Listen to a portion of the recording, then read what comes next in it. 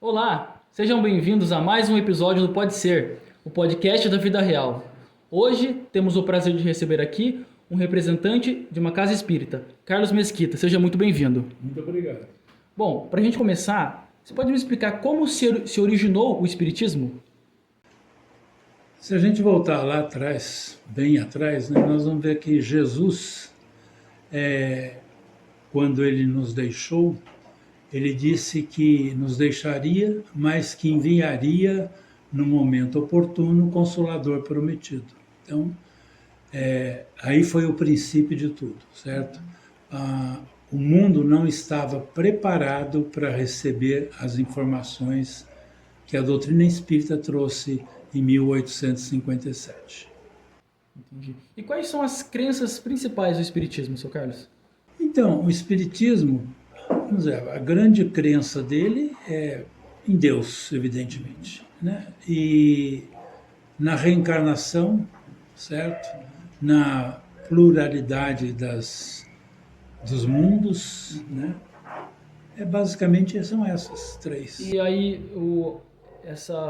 o começo do espiritismo, se eu não me engano, foi na França com o Allan Kardec. Sim. O movimento espírita, ele começou na França com as mesas girantes. Certo.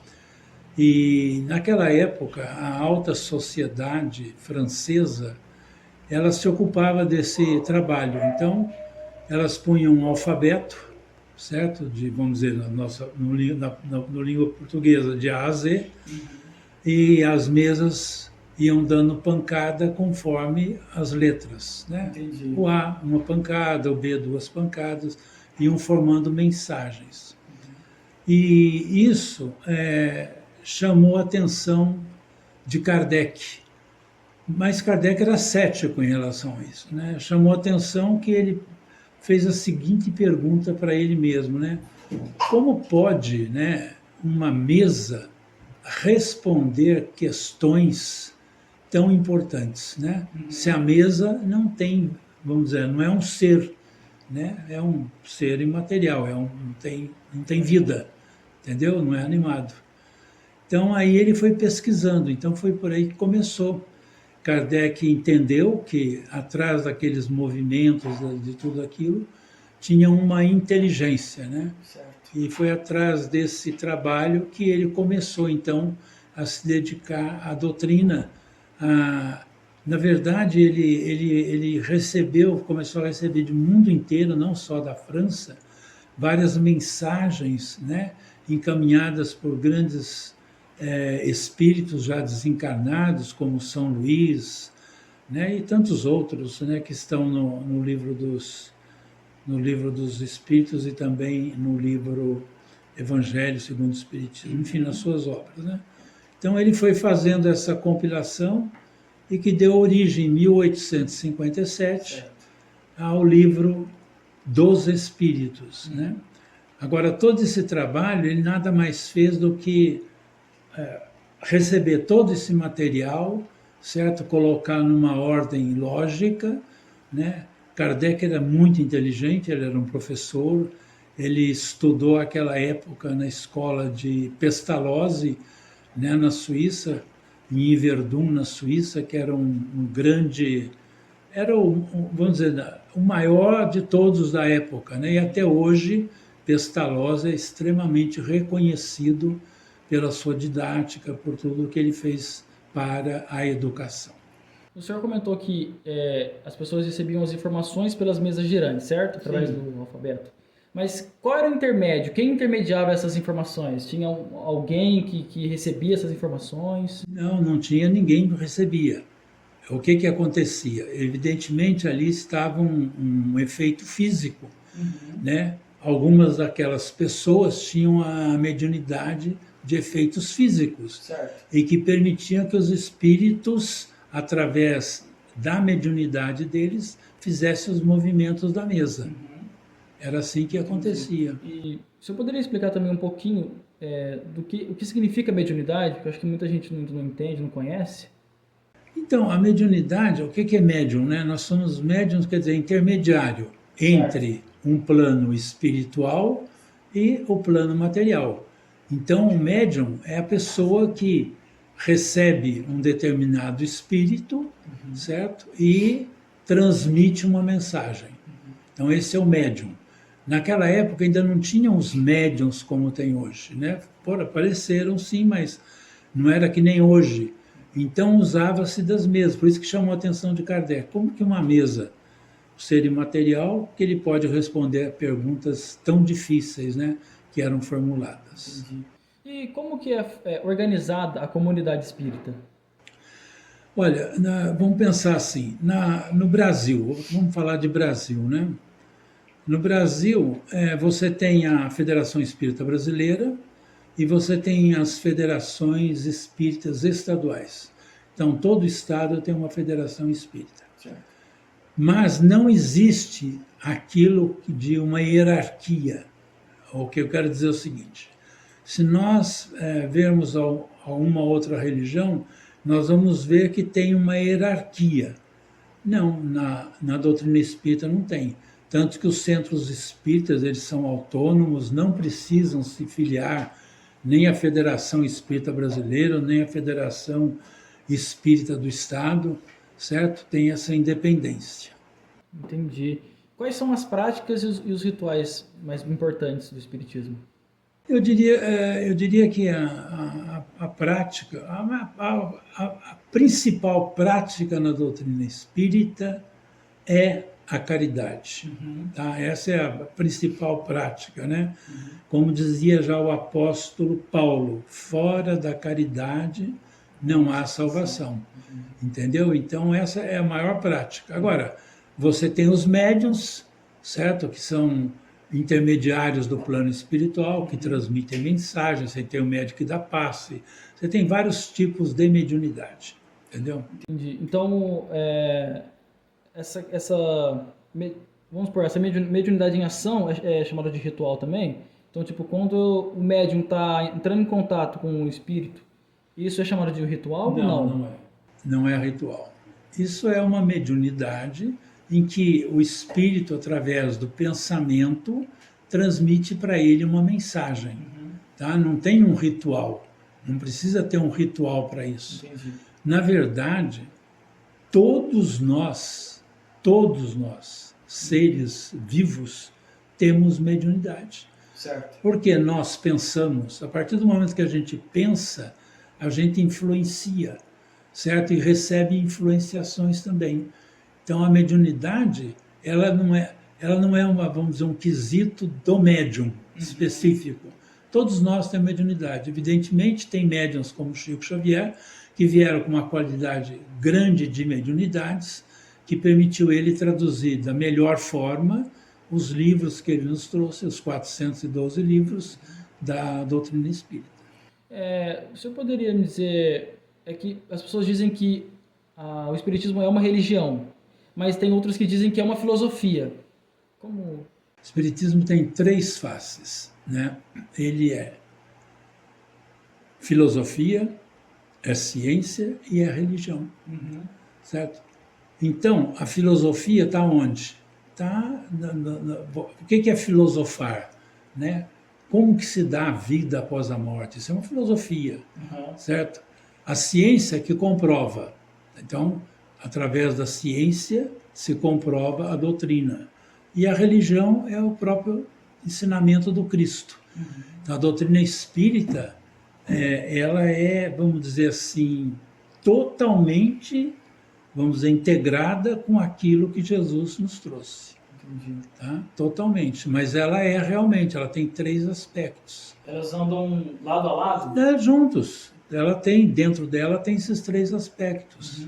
Eu ouvi uma vez dizer que quando, se eu não me engano, a ciência provar uma coisa ao contrário... Não, a ciência prova uma coisa e o espiritismo vem junto. Não é isso? Não, é o seguinte. Kardec disse o seguinte, uma frase maravilhosa dele. Se amanhã a ciência desmentir o que está na doutrina, fique com a ciência. Entendeu? Entendeu? Então, se amanhã, vamos dizer assim, chegou-se à conclusão, um exemplo, né?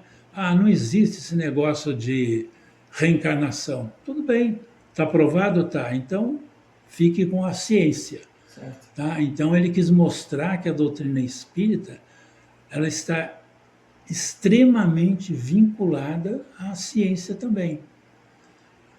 Olha, tem uma... Eu vou até falar porque isso é muito importante. Tem vários livros de André Luiz, mas tem um deles que André Luiz fala o seguinte, ó. Os princípios evangélicos, vamos dizer assim, a bondade, a caridade, o amor, a beneficência, a fraternidade. Ele diz assim, além de princípios evangélicos, acima de tudo, certo? São princípios científicos dos quais a humanidade vai ainda chegar nisso, mostrando em equações matemáticas de que você não vai poder fugir.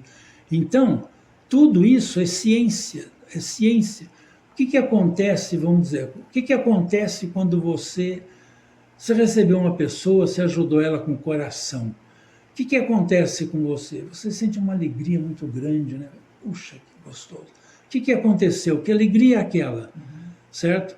Você mudou o seu patamar de vida, de pensamento. Você vibrou numa outra faixa mais evoluída. Então você sentiu uma paz no coração. Entendeu? Então, tudo no universo é ciência. Sim. Tudo é ciência. Entendeu? Entendi. Sr. Carlos, e como que o Espiritismo ele vê a convivência com as outras religiões? Há um meio de promover a compreensão mútua? Na doutrina, a gente nunca devemos, se alguém faz isso está errado, nós nunca devemos julgar religião nenhuma.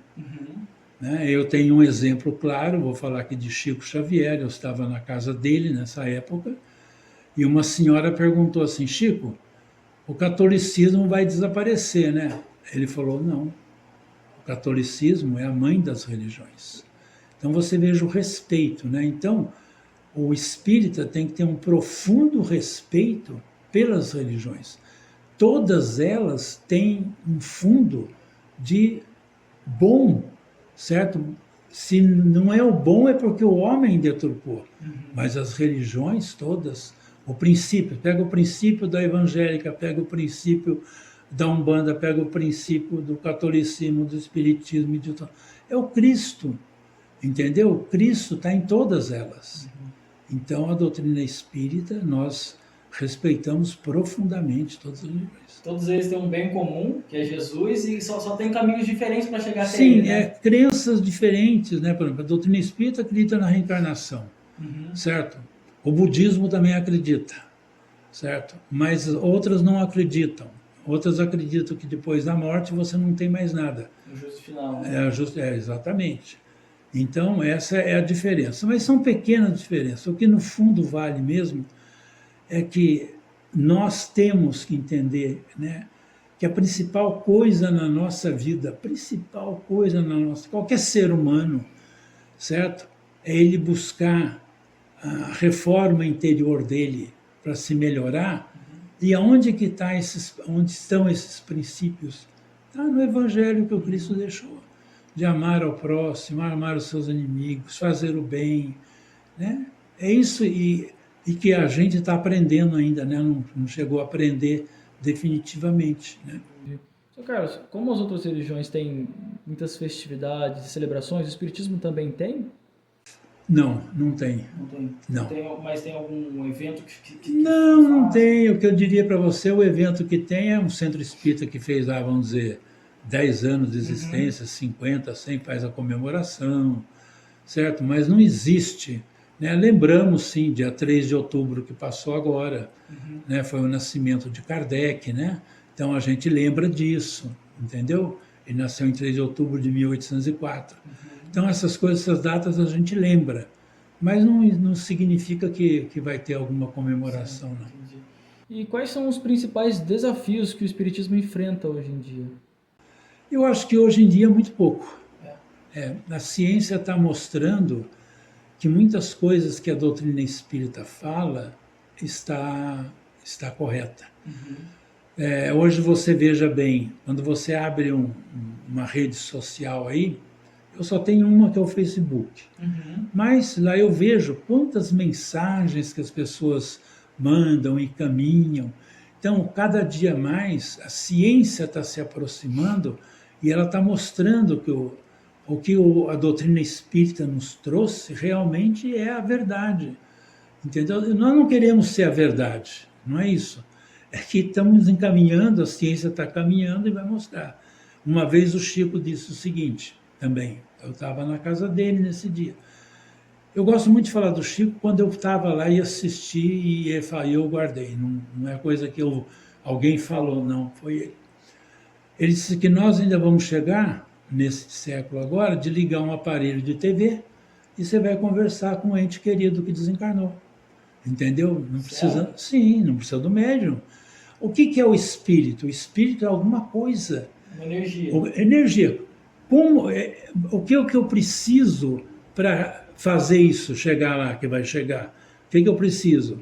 Em que padrão vibratório esse espírito está vibrando? E aí, você sintoniza no padrão dele. O dial que chama, né? Que nem do rádio lá, você sintoniza no padrão e pronto. O Chico falou, nós ainda vamos ter isso daqui, nesse século ainda que estamos. Olha só que maravilha. Vai poder conversar com entes queridos. Porque não tem, ele existe. Se ele existe, é só definir em que padrão vibratório ele está. Mas se isso acontecer, o mundo ele vira de cabeça para baixo, né? Vira, se as pessoas... vira de cabeça para baixo, mas vira se as pessoas entenderem que não basta só você saber que a morte não existe e tudo. Não basta só você conhecer a reencarnação, que você vai... O que nós temos que saber é que cada oportunidade dessa é para a nossa melhoria interior. Se a gente não melhorar, não adiantou nada. Não adianta eu saber que existe a reencarnação, não adianta eu saber isso ou aquilo. Entendeu?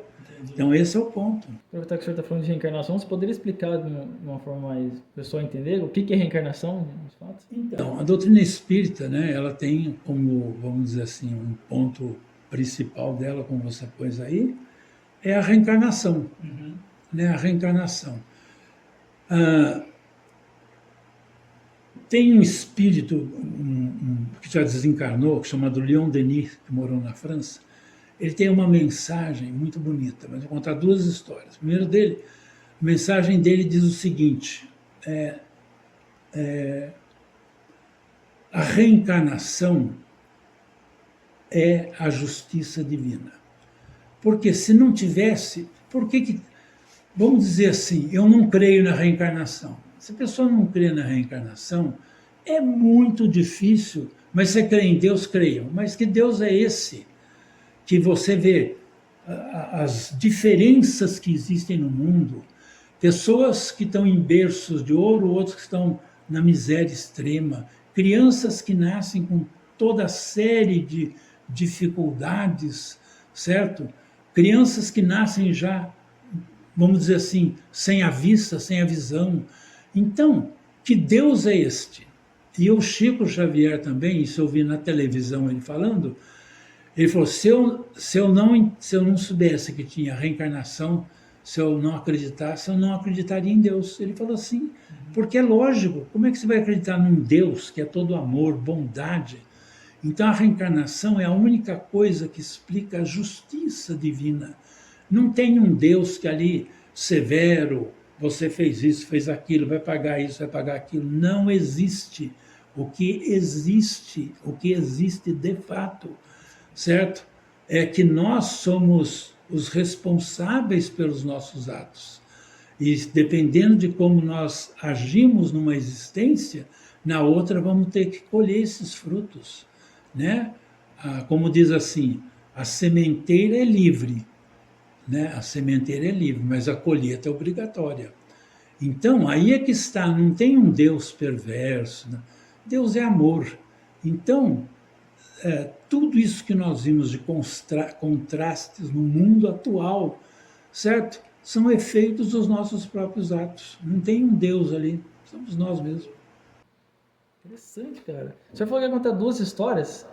Você falou uma só? Eu fiquei curioso. Eu falei qual a primeira? Eu falei sobre... Do Leon Denis. Do Leon Denis. Aí falou que o Chico falou sobre Deus. Não, então, mas daí a outra era do Chico, que ele num programa de televisão, tá. ele disse que se não houvesse a reencarnação, ele não acreditaria em Deus. Sim. Porque como é que você vai acreditar em Deus? Para pensar. É tão difícil. Mas vamos pegar uma pessoa que está aí na sarjeta, ele se esforçou, mas está sofrendo, passando dificuldade, cheio de doenças, né? Que Deus é esse? Ele está resgatando o compromisso. A reencarnação serve para o resgate dos nossos compromissos. E tem uma outra coisa que às vezes as pessoas não entendem. Muitas falam, não, mas se tem reencarnação, eu queria lembrar o que eu fui. Esse é um desejo, vamos dizer, tão perigoso, porque nós não podemos, nós não temos estrutura para ver o que nós fomos no passado. Os males que nós implantamos, o que machucamos, o que ferimos de pessoas, né? Vamos pegar 2000 anos atrás, os cristãos foram para a arena, né? Então, e quem são esses que levaram os cristãos à arena? Provavelmente somos nós, que estamos aqui hoje aprendendo o amor, entendeu? Porque eles já foram. E aí eu tenho uma história também muito interessante que vale a pena contar. Um golinho de água só. Essa é muito interessante. Todos vocês já estudaram nas escolas sobre Nero. Sim. Nero assassinou a própria mãe, né? Ele foi assim um tirano total. Num livro chamado Sementeiras de Luz, esse livro existe, ali o Emmanuel revela através da mediunidade do Chico que este homem estava reencarnado no século passado, século XX, nós estamos no XXI. E que ele era uma pessoa que nasceu em Luxemburgo, se tornou um engenheiro, veio para o Brasil e construiu a Belgo-Mineira, aquela famosa Belgo-Mineira, que seria assim uma Gerdau, é uma potência, né, do aço. Construiu a Belgo-Mineira, uma grande empresa de aço, certo? E ali ele construiu escolas, ele construiu hospitais, ele construiu casas para aquele pessoal.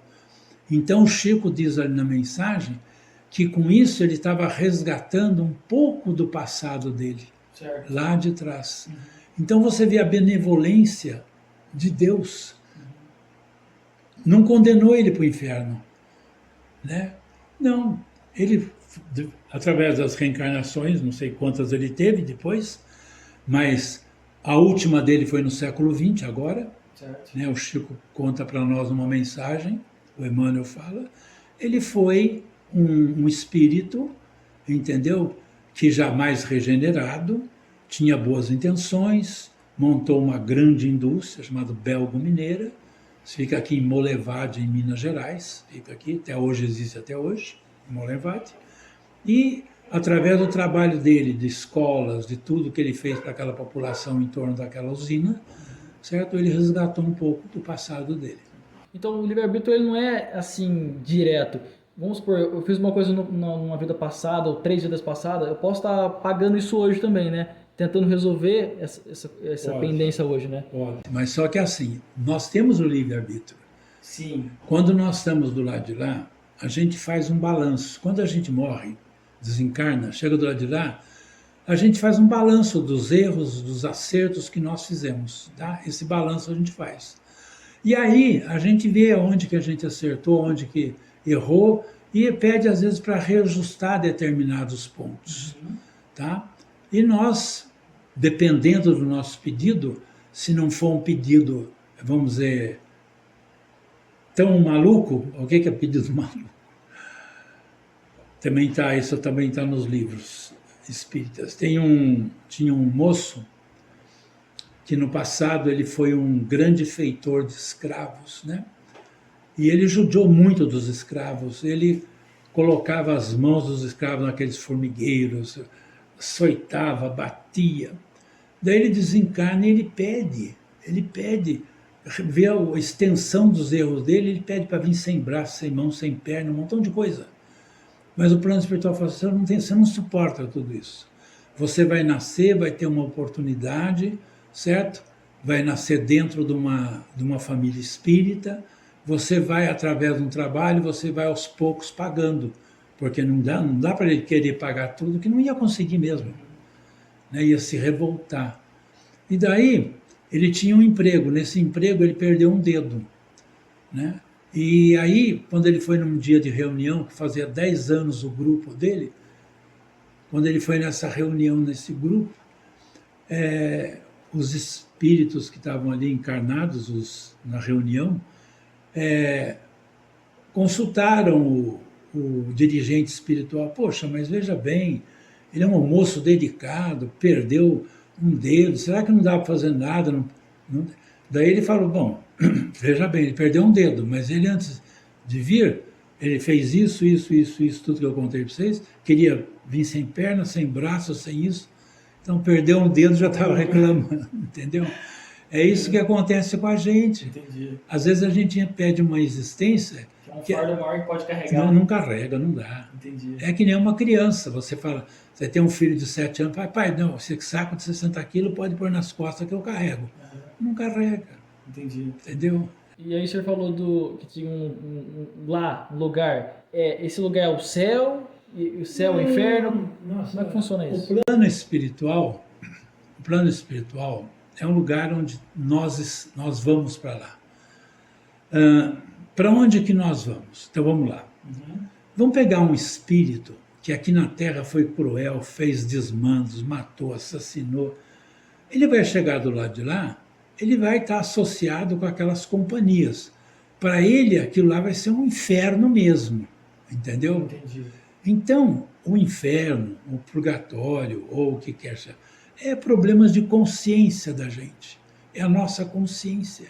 Se eu não fiz nada, eu vou estar amparado lá pelos familiares queridos que já estão do lado de lá, certo? Eles vão me receber. Isso é normal, acontece assim.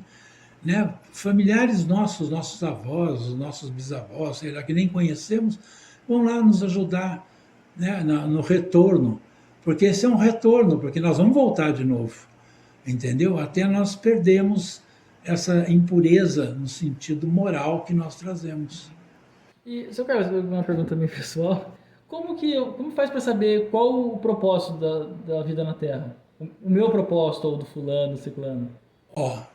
O grande objetivo da vida de todos nós é a melhoria interior nossa. Não é, o meu propósito é o seu, vamos dizer, um grande artista, uma grande pessoa. Não, pode ser, mas o grande propósito é a reforma, é nós vencermos a nós mesmos. Essa é a grande luta da vida. É nós lutarmos contra nós mesmos, porque é difícil lutar. A gente, quando vê que tem um problema, a gente não quer dizer, não tenho não, isso não tem, isso é pensamento. A gente nunca admite. Então, o grande objetivo da vida é a gente melhorar a nós, não é melhorar o outro. Nós não temos obrigação de melhorar o outro. Né? Vamos dizer, um pai e uma mãe têm obrigação de cuidar daquele filho, melhorar ele, vai até certa idade. Certo?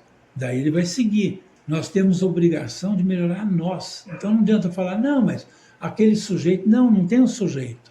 Eu tenho obrigação de melhorar a mim próprio. E qual é a regra? Né? Qual o parâmetro para melhorar? É o ensinamento do Cristo. Amar, querer bem as pessoas, não julgar as pessoas. Nós somos mestres nisso, de julgamento. Né? Julga as pessoas. Não julgar ninguém. Por que nós não devemos julgar? Nós não sabemos aquele espírito, que luta ele traz das outras vidas. Né? O que ele está fazendo causa para a gente espanto, mas ele não merece ser condenado, ser julgado, né? Espezinhado, não. ele é um espírito que está ali tentando vencer também a luta. Então, o grande objetivo, olha, não tem outro objetivo na vida a não ser a nossa melhoria. Não tem. Seu Carlos, qual é a contribuição que o Espiritismo tem para o mundo hoje? A contribuição dele é imensa. Você veja bem, quando ele diz assim que a reencarnação existe, né? Que nós estamos aqui cumprindo um papel que nós precisamos cumprir por erros que nós cometemos ou por acertos, melhorar mais ainda, tá? Esse é um papel. O segundo papel da doutrina é mostrar para todos nós o que eu acabei de falar para você. O grande objetivo da nossa vida, isso pode ser católico, evangélico, budista, o que for. Nós temos que nos melhorar, não adianta a gente fazer discurso. Sim. Ah, mas Jesus falou isso, eu faço discurso bonito. Não. Nós temos que fazer, viver aquilo que nós falamos. Porque senão fica uma coisa falsa, né? Eu falo, temos que amar o próximo, e tá lá eu descendo o pau nas pessoas, né? Estou julgando as pessoas, entendeu? Então, esse é o grande objetivo. Você imagina que contribuição maravilhosa. E nós temos que entender isso. E a doutrina espírita fala de reencarnação, então, não adianta, por exemplo, com todo o respeito a todas as religiões, não adianta chegar assim, eu fui uma pessoa que não fiz, errei, julguei, fiz, falei, papá. Eu vou chegar do lado de lá e vou pensar que não, agora eu vou ficar do lado direito de Deus, nosso Pai. Não existe isso. Nós não vamos ficar do lado direito de Deus. Não é que Deus não nos queira, é que nós estamos ainda um espírito muito distante. Precisamos nos melhorar. Essa é a contribuição. A doutrina espírita bate nisso muito, que é a nossa melhoria interior. Não adianta a gente falar bonito, né? Vou lá, escuto o sujeito, fala bonito. Mesmo na doutrina espírita, faz palestras maravilhosas, mas na vida real ele se porta diferente. Não dá, não tem jeito. Para algumas pessoas, a reencarnação ela tira um peso das costas. Mas para outras pessoas, eu já ouvi alguns relatos dizendo que, mas se eu tenho várias vidas, então eu posso fazer qualquer coisa nessa, porque eu vou voltar em outra, e posso fazer qualquer coisa na outra, porque eu vou voltar na outra. Como é que tem um controle? Não, ele tem o livre-arbítrio. Só que quanto mais ele adiar, mais ele vai sofrer. Porque nem sempre você vai ter as mesmas oportunidades. Vamos dizer, você hoje, Luiz, você está numa família. Será que na outra você vai vir nessa mesma família? Não sabemos. Hoje nós temos a bênção de estar dentro de uma casa transitória. Será que vamos voltar numa outra, vai ter essa oportunidade? Então a gente não adianta adiar. Mas se a pessoa faz isso, ela vai chegar do lado de lá e vai ver, nossa, como eu errei. Sim. Entendeu? Como eu deveria ter me aprofundado nisso, feito melhor. Né? Mas eu sei que tem muitas pessoas que falam isso, mas vão ficar paradas no tempo aí. Meio que vai ficar voltando. Vai jogando com a barriga, como diz. Entendi. Vai jogando.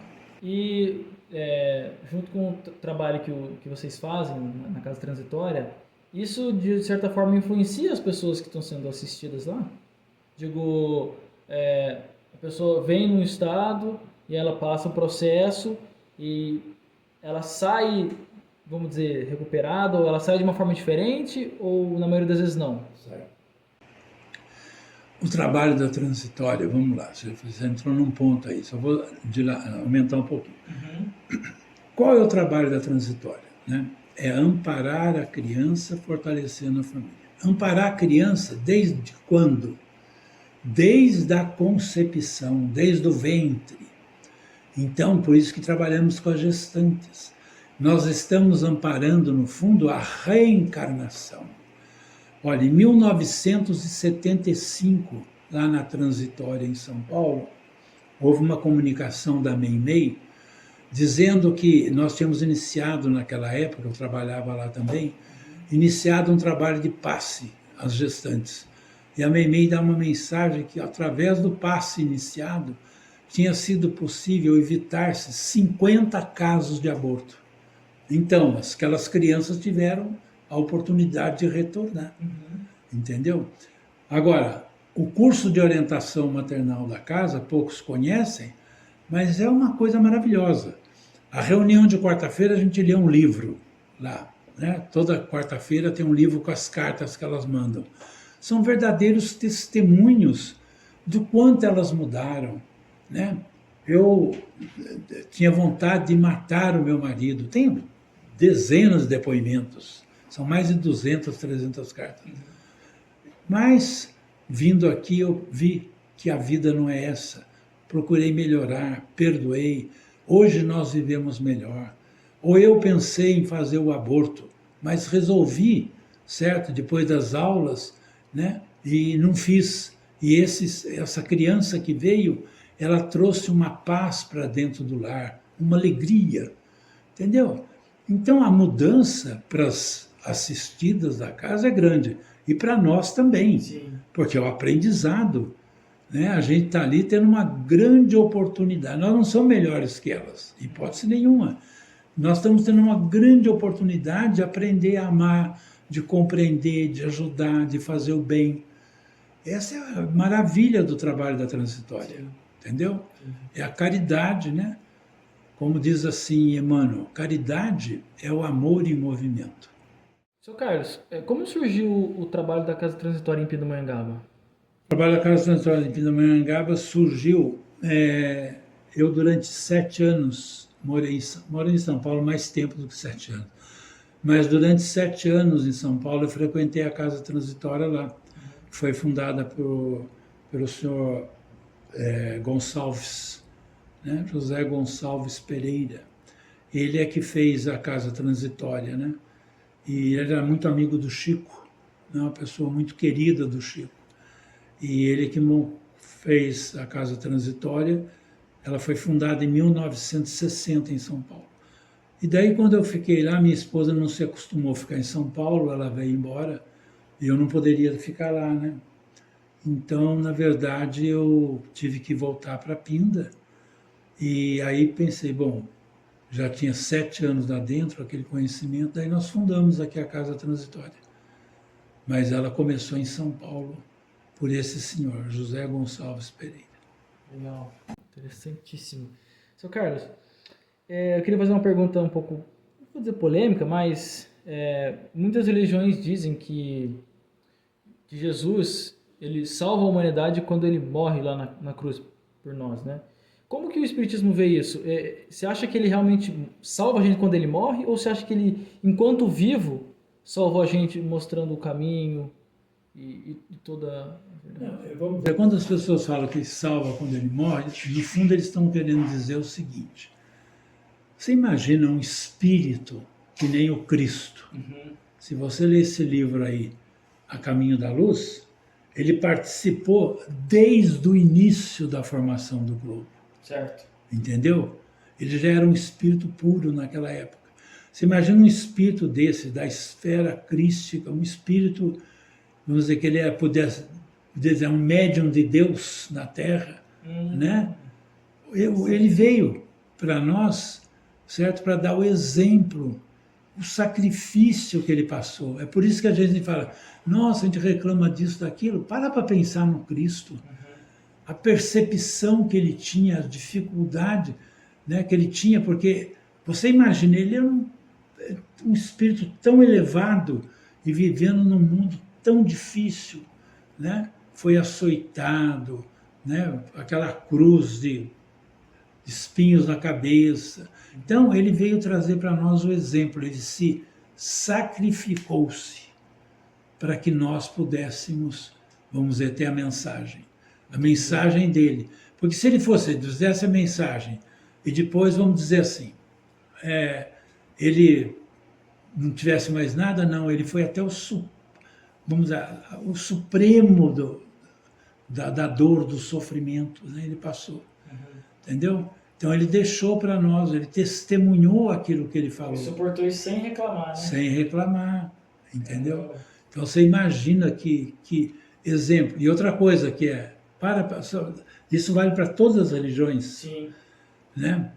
Vamos dizer, a gente se lembra pouco hoje dos grandes homens da humanidade. Estou dizendo homens, profetas, pessoas da Grécia Antiga. Sabe que teve um Cícero, sabe que teve, vamos dizer, um Sócrates, tá? Mas nós, vamos dizer, isso a gente sabe que está nos livros. Mas olha bem, os reis, todos passaram. Eu falei de Nero agora há pouco aí, mas quem lembra de Nero? Né? Quem lembra dos que trouxeram a morte, o flagelo? Né? Então olha bem, mas o Cristo não. O Cristo deixou a marca dele, está aí no mundo. Deixou a mensagem dele que é eterna, eterna. Essa é a grandeza do Cristo. Então, nesse caso, aí como as outras religiões dizem que Jesus vai voltar, o senhor falou no começo que, na verdade, o que ele veio trazer é o Espiritismo, né? O Consolador Prometido. Porque ele veio trazer assim, ele veio trazer para nós a mensagem do amor. Certo. Para todas as religiões, do amor, da caridade, da bondade, da fraternidade. Isso vale para todas as religiões. Tá? Só que quando ele, na época que ele viveu, há 2000 anos atrás, ele imagina se ele falasse para uma pessoa sobre mediunidade, sobre reencarnação, sobre isso, ninguém ia acreditar, né? Não acreditaram já lá. Já não acredita, exatamente. Então, na verdade, a mensagem do Cristo é de todas as religiões, né? Todas as religiões cristãs receberam a mensagem do Cristo. Mas aí eu digo, o senhor acredita que ele vai voltar? Não acredito. Não vai voltar? Não. O que vai estar acontecendo agora no mundo? O que a doutrina espírita entende? Nós vamos passar por momentos, vamos dizer, vai ter um apocalipse. Nós vamos passar por um momento, que eu não sei dizer quando, sim, certo? Que o mundo nosso, ele vai ter que sair. Hoje, no nosso mundo, o mal predomina sobre o bem. Certo. Não adianta a gente fechar o olho. Né? O mal predomina. As guerras, né? Mata assim, gente que nem barata. Né? Não tem respeito. Então, na verdade, o que vai acontecer? Vai ter um expurgo. Aqueles espíritos que não, vamos dizer, têm condição de ficar nesse mundo, eles vão renascer em mundos primitivos, na Idade da Pedra. Vão nascer lá na Idade da Pedra para aprender desde o começo. Entendeu? São espíritos tão endurecidos no mal que eles não se mudam através de exemplo, de palavra, de nada. Então vai ser na pele mesmo, vai ter que renascer em mundos assim. Fazer tudo de novo para ver se chega lá. Olha só. E aí isso é chamado de pluralidade dos mundos, né? Que chama isso? A pluralidade das existências, dos mundos, né? Dos mundos, pluralidade dos mundos. Você falou que tem a esfera crística, que são vários cristos. Sim. E aí tem a esfera primitiva, aí tem uma esfera um pouco mais evoluída. Não, tem mundos evoluídos, tem mundos sim, mais atrasados, entendeu? Tem mundos atrasados, tem mundos evoluídos. Então, ao mesmo tempo que nós existimos aqui, muitos outros existem em muitos lugares. Tem mundos felizes. Sim.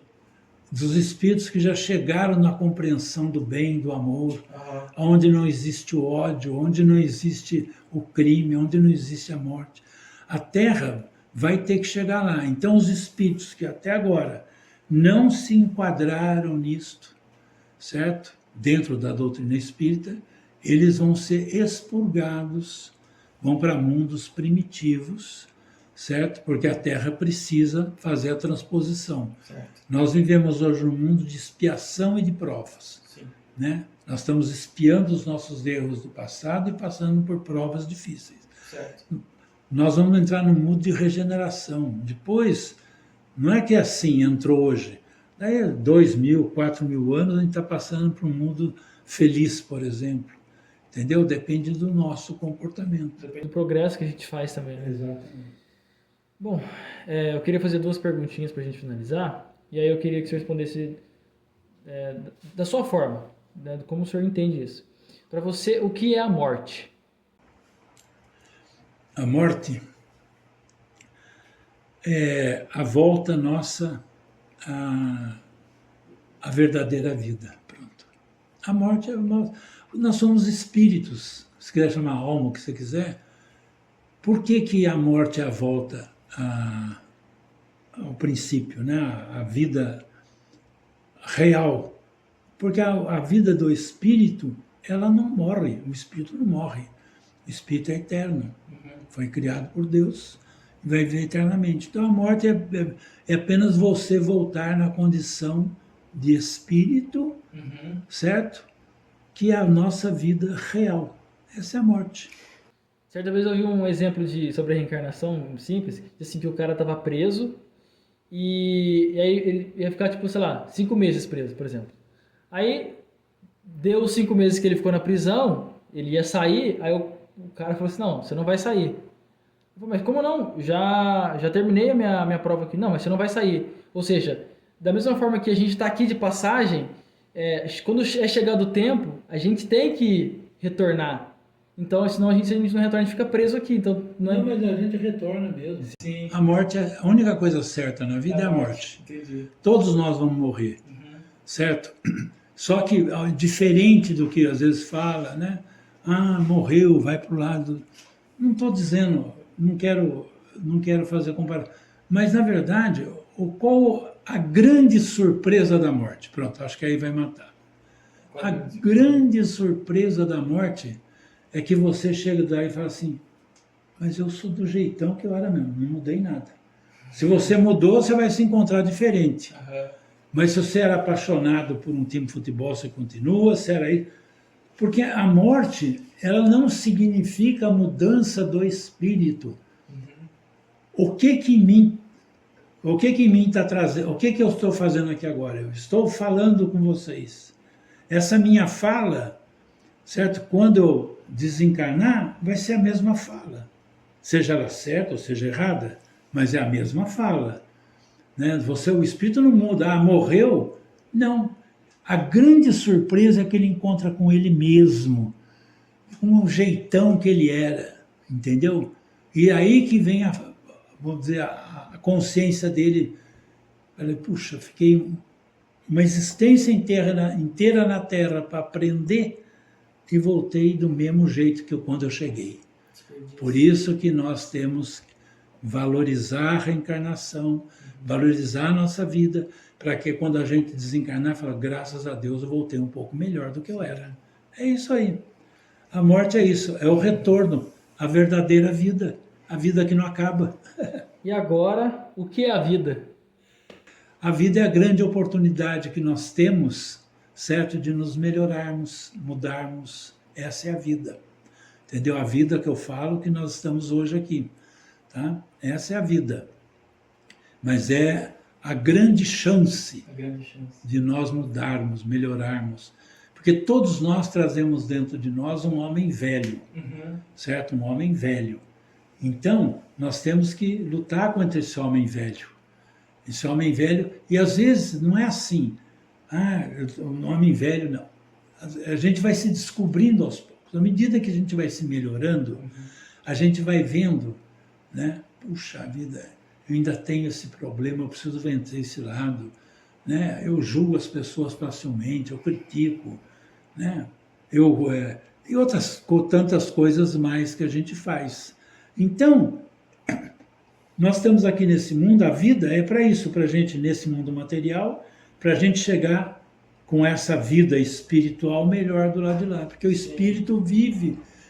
Então, a grande surpresa da morte, vou repetir, a grande surpresa da morte é a gente encontra com a gente mesmo. Sim. Se eu sou uma pessoa irritada, se eu sou uma pessoa chata, se eu sou uma pessoa que critico, se eu sou uma pessoa agressiva, se eu sou uma pessoa violenta, eu vou chegar do lado de lá, não vou mudar. Sim. Eu vou ser violento, vou ser agressivo, vou ser chato, entendeu? Vou ser arrogante, vou ser orgulhoso. Agora, se eu sou uma pessoa humilde, se eu sou uma pessoa boa, eu vou chegar de lá, eu sou humilde, sou bom. Então, a morte não muda a gente, esse é o grande problema. Essa é a grande chave que as pessoas não sabem. Porque quando você chega do lado de lá, o sujeito morreu, né? Sim, e daí? Ele vai chegar, vai encontrar, a grande surpresa que ele vai encontrar com o jeitão dele. Certo? O mesmo jeito, Se ele é uma pessoa maledicente, ele continua maledicente. Ele vai ver do lado de lá. Por que ele vai mudar? O que em mim difere, vamos dizer assim, o espírito? Nada. O que difere, eu tenho um corpo. Um corpo que está abrigando um espírito, uma alma, se quisermos chamar. Mas esse corpo, certo? Quando esse corpo acabou, certo? Essa alma é a que pensa. Quem pensa? Quem em nós pensa? É o espírito nosso que pensa, a nossa alma. Não é a parte material. A parte material não pensa. Nós temos, sim, toda a aparelhagem nossa que Deus criou para a gente pensar. Então o espírito tem matéria nossa que ele acessa, mas nós, na verdade, somos um corpo que amanhã vai virar pó. Sim. Mas o espírito sobrevive. Esse é o ponto. Tem um vídeo que eu gosto muito, que eu assisti uma vez no Provocações lá, e o rapaz perguntou pra ele assim, ó, o que é a vida? Ele fala assim, a vida é uma maravilha.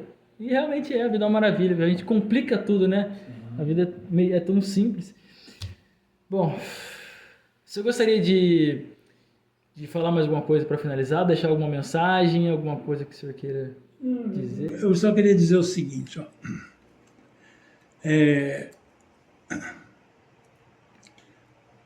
A mensagem minha é bem simples, é dizer o seguinte: independente de qual religião nós adotarmos na nossa vida, o importante é nós agirmos conforme os ensinamentos do Cristo. Então, não é de boca para fora, não é chegando e, como há pouco o Gerson comentou ali, né? Não adianta eu fazer 300 mil orações por dia e depois eu saio dali das orações, estou falando mal do vizinho, mal do outro, mal não sei de quem. Não, a gente tem que entender, certo? Que nós temos que mudar esse homem velho. Mas não existe aí nada de crítica, o que existe, porque nós somos assim. Tá? Eu não vou dizer para você que eu não sou. Todos nós temos o nosso ponto negativo. Todos nós temos problemas para vencer. Ninguém pode dizer assim, não, eu não tenho nada, eu sou perfeito. Não somos. Nós temos muita luta conosco mesmo. Entendeu? Então a mensagem é essa. Adotemos qual for a religião, certo? Façamos o bem. Buscamos amar o semelhante, compreender as pessoas, né? Porque nós nunca sabemos que carga cada pessoa. É fácil julgar. Nossa, vê aquele sujeito. Mas qual a carga que aquele sujeito, aquele espírito leva com ele de lutas interiores, dificuldades? Esse é o ponto. Tá bom? É isso. Muito Eu bom. agradeço bastante. Seu Carlos, muito obrigado pela oportunidade Eu que agradeço. de compartilhar esse conhecimento com a gente, com todo mundo que está assistindo. Mais uma vez, obrigado pelo episódio, pessoal. Nos vemos na próxima, pode ser? Deixa eu dar um soquinho aqui, seu Carlos. Sim.